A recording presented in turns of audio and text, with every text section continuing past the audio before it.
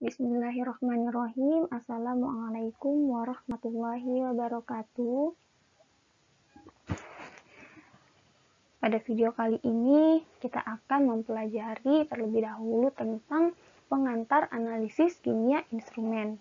Jadi sebelum kita mempelajari penerapan lebih lanjut tentang analisis kimia instrumen, kita harus tahu dulu nih, kenapa sih analisis kimia instrumen ini harus ada gitu. Sedangkan kalau kita menggunakan cara-cara biasa atau cara-cara konvensional seperti titrasi, gravimetri, itu juga bisa gitu dilakukan pengukuran gitu.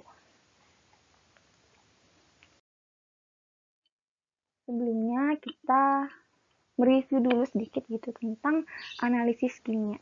Kenapa sih kita harus mereview gitu analisis kimia dulu? Karena kimia instrumen ini merupakan metode gitu, metode dari analisis kimia. Analisis kimia itu punya dua metode secara umum ya. Punya dua metode. Yang pertama menggunakan metode konvensional dan yang kedua adalah metode instrumental gitu. Nah, yang kita pelajari pada mata pelajaran ini adalah yang menggunakan instrumental gitu. Nah, sebelumnya analisis kimia atau kimia analisis kan merupakan studi atau pembelajaran mengenai pemisahan, identifikasi, atau untuk mengetahui komposisi atau komposisi yang terdapat pada suatu zat atau sampel gitu. Nah, pengukuran di analisis kimia itu kan dibagi menjadi dua ya. Yang pertama ada analisis kualitatif, yang kedua ada kuantitatif. Bedanya di mana? Bedanya ada di kalau kualitatif itu untuk mengetahui ada atau tidaknya suatu analit gitu, suatu zat yang ingin analit ini kan zat yang ingin dicari ya keberadaannya. Berarti kalau di kualitatif ini hanya untuk mengetahui ada atau tidaknya. Misal kita punya sampel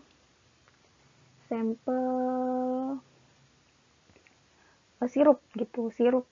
Nah, kita sirup merek apa aja gitu, dari merek apa aja. Kemudian ada nih yang nanya, kira-kira ada nggak ya ini kandungan vitamin C pada sirup A gitu. Nah, berarti untuk mengetahui ada atau tidaknya suatu sampel dari vitamin C itu menggunakan analisis kualitatif gitu. Jadi kita cuma mau tahu ada atau tidaknya saja gitu. Nah, sedangkan analisis kuantitatif itu untuk mengetahui kandungan, kadar ya, kadar atau jumlah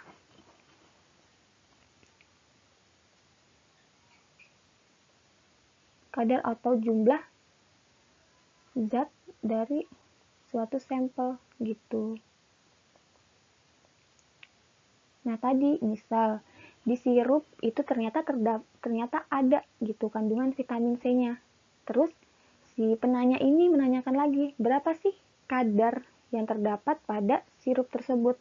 Nah, berarti untuk mengetahui jumlahnya atau kadarnya itu perlu kita melakukan yang namanya analisis kuantitatif gitu untuk mengetahui jumlahnya ada berapa. Misal ternyata ada 5% vitamin C gitu pada setiap botolnya gitu. Nah, untuk mengetahui ini ya ada atau tidaknya suatu analit pada sampel, untuk mengetahui kadarnya itu bisa menggunakan dua cara yang tadi sudah Ibu sebutkan di awal. Yang pertama ada cara-cara konvensional, yaitu misal menggunakan titrasi asam basa, titrasi iodometri, iodimetri, dan lain-lain.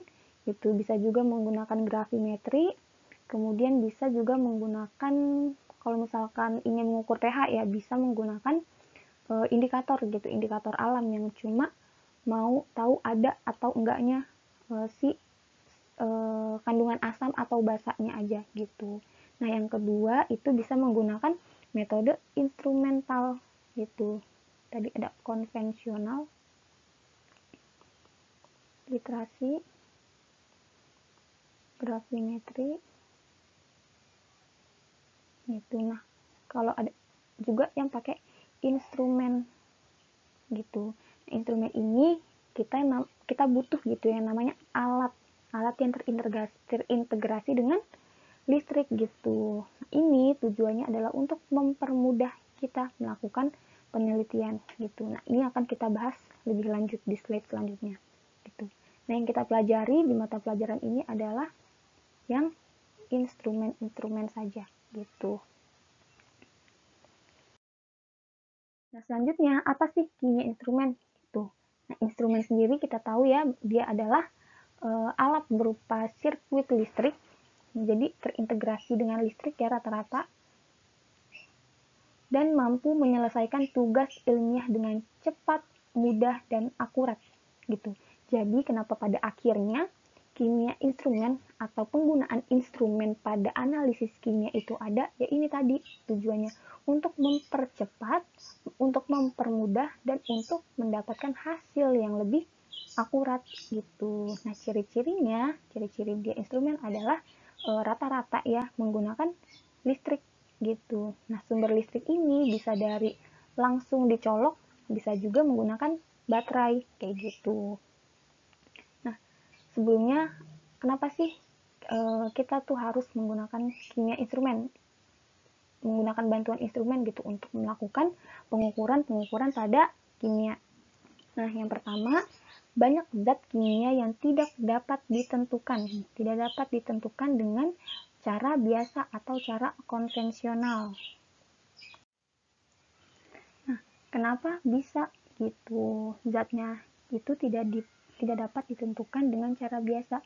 Yang pertama, bisa jadi karena matriks sampelnya yang dianalisa itu sulit. Matriks itu kan merupakan ini ya, zat di luar analit atau yang tidak ingin kita periksa gitu. Jadi di luar analit itu merupakan matriks. Misal tadi ada sirup sampel, kita pengen nguji atau adakah kandungan vitamin C-nya. Nah, berarti di luar dari vitamin C-nya itu merupakan matriks kayak gitu. Nah, matriks pada sampel yang akan dianalisa ini sulit atau susah gitu. Jadi, sifat kimia dan fisika antara matriks dengan analitnya itu bisa jadi mirip gitu. Jadi, ketika kita menggunakan metode konvensional, bisa jadi si matriks ini ikutan teranalisa gitu. Jadi, hasil yang didapat pun kurang akurat gitu karena bercampur tadi antara analit dengan matriks kayak gitu. Nah, yang kedua itu jumlah sampelnya itu sangat kecil.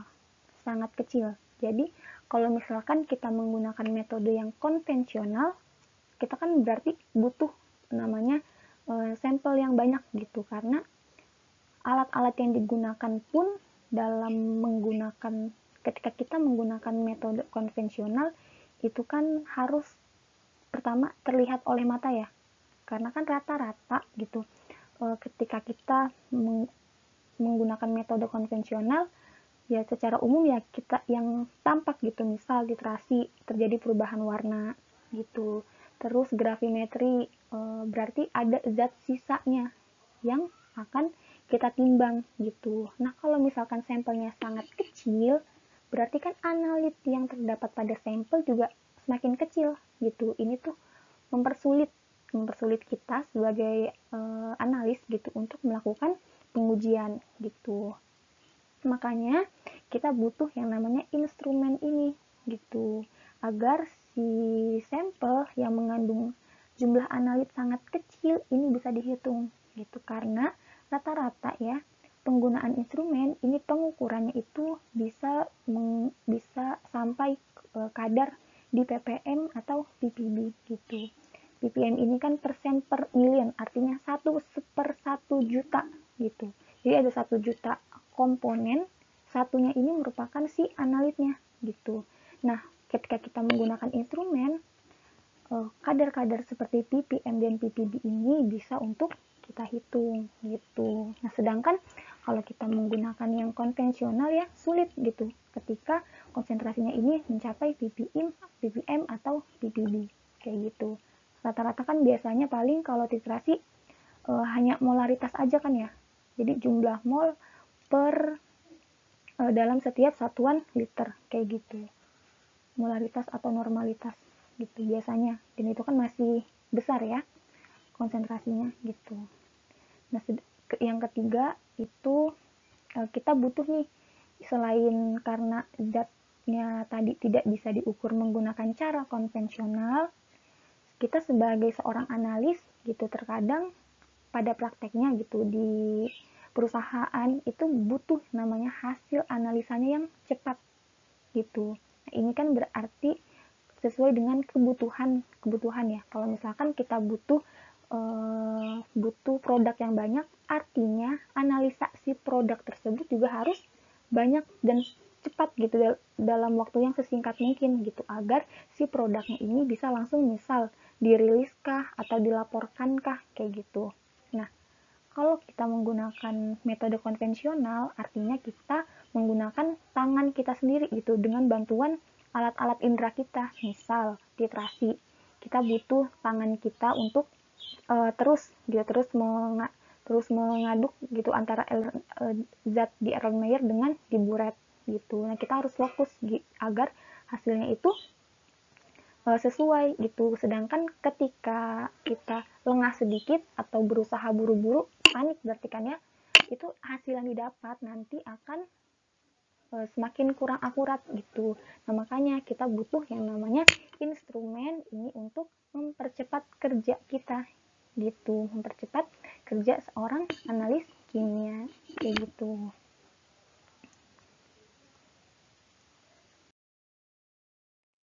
Nah, selanjutnya perbedaan antara metode instrumen dengan konvensional gitu. Yang pertama, kalau konvensional itu menggunakan peralatan yang sederhana saja gitu. Banyak gitu ditemukan di toko-toko. Bisa juga kita menggunakan percobaan sederhana. Misal kita ingin titrasi nih. Titrasi, ya kan kita berarti cuma butuh klem, butuh statif, butuh Erlenmeyer, butuh buret gitu. Nah, sedangkan ketika kita menggunakan instrumen, kita butuh yang namanya misal untuk mengukur pH ya. Kalau tadi cara konvensional itu bisa menggunakan titrasi asam basa gitu. Nah, sedangkan menggunakan instrumen kita bisa langsung menggunakan yang namanya pH meter. Jadi peralatannya itu lebih canggih ya, lebih canggih dibanding dengan metode yang konvensional. Jadi kan kalau misalkan yang konvensional kita tadi tuh yang udah dijelasin, kita perlu buat ngaduk-ngaduk antara si zat yang ada di buret dengan yang di Erlenmeyer dan kita harus fokus teruskan ya berarti.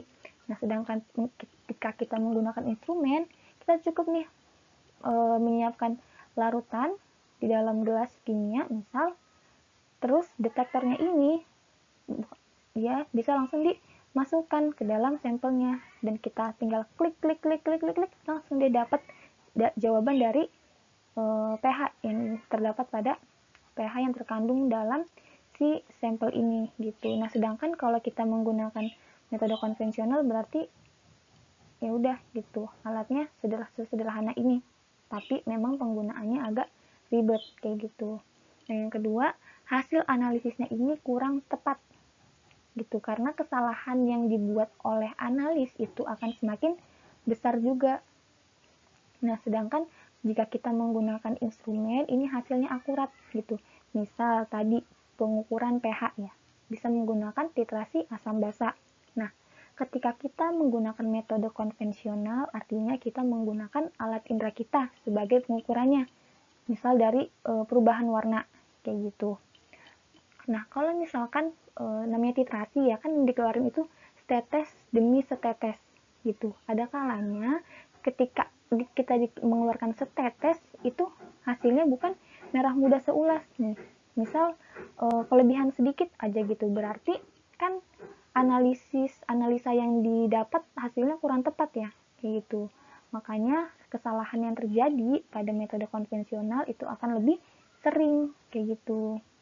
Nah, sedangkan ketika kita ingin mengukur pH menggunakan instrumen, bisa nih langsung menggunakan pH meter tinggal masukin aja alatnya ke sampel, dipencet-pencet langsung muncul nih pH-nya pada layar kayak gitu. Nah, hasilnya akan lebih akurat karena sudah langsung terbaca pada readout gitu. Ini namanya readout, alat pembaca gitulah ya. Kalau misalkan untuk mengukur pH kan setelah titrasi nih, berarti kita butuh yang namanya perhitungan-perhitungan menggunakan rumus stoikiometri ya. Kayak gitu, baru setelah dihitung kita dapat deh berapa pH dari larutannya. Kayak gitu. Yang ketiga, ketika kita menggunakan metode konvensional, ini membutuhkan tenaga yang banyak gitu, karena tadi kita kan memanfaatkan tenaga kita ya, memanfaatkan alat indera kita. Jadi tenaga yang dibutuhkan akan semakin banyak gitu.